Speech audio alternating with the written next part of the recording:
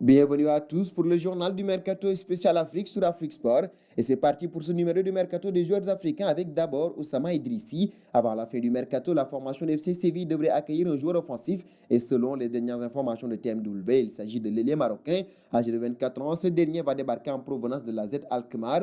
L'international marocain est attendu en Andalousie pour signer un contrat de 5 ans. Concernant l'indemnité de transfert, un terrain d'entente aurait été trouvé entre les deux clubs. À noter que c'est la première fois que le joueur évoluera dans un championnat autre que les Pays-Bas. D'un Marocain à un autre, nous passons à Bouffal, recruté en 2016 par Southampton. Sofiane n'a pas vécu l'aventure à laquelle il aspirait en Premier League. Le milieu offensif n'est jamais parvenu à s'imposer. Résultat, le joueur est très souvent laissé sur le banc des remplaçants, une situation devenue insupportable pour l'international marocain qui veut quitter les Saints pour se relancer ailleurs cette saison, une option à laquelle Southampton ne devrait pas s'opposer vu que le Marocain n'est pas un élément clé de son effectif, mais le natif de Paris ne veut pas évoluer dans n'importe quel championnat. Il a refusé les offres de l'Olympiakos et de Başakşehir car il vise une évolution dans un championnat du top 5 européen. Bonne nouvelle pour Angers qui aurait devancé le Betis Séville également annoncé aux trousses du joueur de 27 ans. Nous passons à Aït Nouri. Son départ était annoncé. Ryan quitte effectivement Angers 2 jours après son match contre le PSG. Le latéral franco-algérien a rejoint Wolverhampton dans le cadre d'un prêt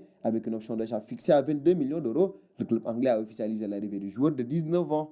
Parlons désormais du dossier Ibrahim Amadou. Ce dernier est attendu en Ligue 1. Il n'est pas inconnu en France. Il a déjà évolué dans le championnat de France durant plusieurs saisons. Le joueur de 27 ans a notamment joué à l'AS Nancy-Lorraine de 2012 à 2015 et au LOSC de 2015 à 2018. 162 matchs et 5 buts s'affichent à son palmarès en Ligue 1. L'ancien Lillois a d'autres prétendants en France. Il plaît également au Stade brestois qui avait déjà tenté de le ramener à la maison. L'ex-international U19 n'est cependant pas la seule cible d'Angers. Le club poursuit aussi ses tractations pour Souleymane Maré de la Gantoise. Le milieu relayeur gambien de 24 ans est aussi très apprécié des dirigeants de Stéphane Moulin, ancien sociétaire de Recreativo Grenade. Il a lui aussi été prêté à plusieurs clubs avant de débarquer en Belgique. Auteur de 3 succès et autant de défaites en championnat dans ce début de saison, Angers doit se donner les moyens de se maintenir, ce qui passe par l'acquisition de nouveaux joueurs. Ibrahim Amadou peut être un de ces joueurs dont on ressent le besoin dans le 11 de cette saison.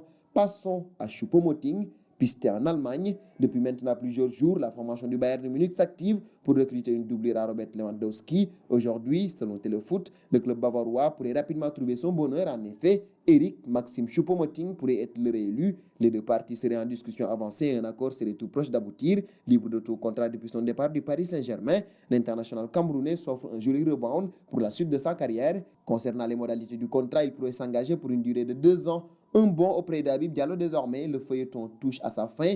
Grand artisan du maintien du FC Metz en Ligue 1, le buteur sénégalais souhaitait découvrir la Premier League et l'avait fait savoir très tôt à ses dirigeants, un temps sur les tablettes de Tottenham, puis annoncé proche de West Bromwich Albion. Le joueur devrait finalement prendre la direction de Sheffield United.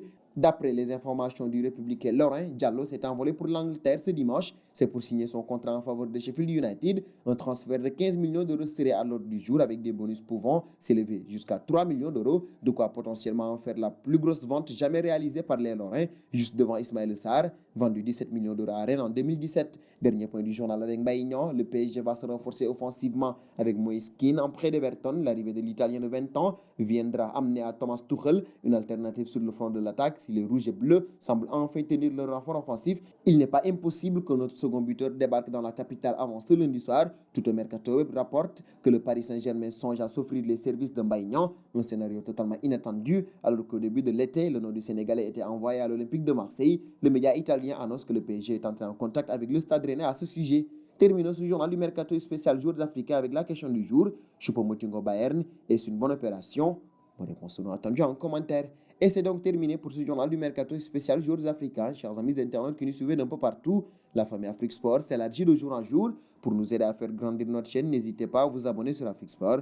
C'est pour ne rien manquer du marché des transferts.